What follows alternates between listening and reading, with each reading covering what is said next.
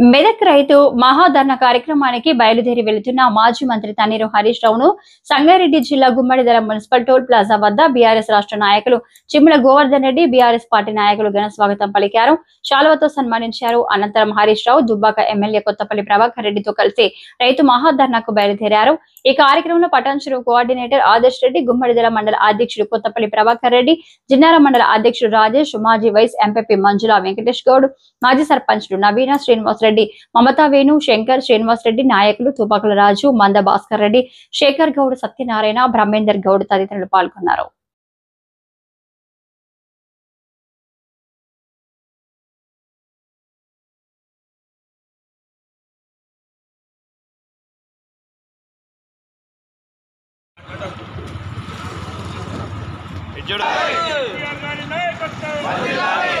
నాయకత్వం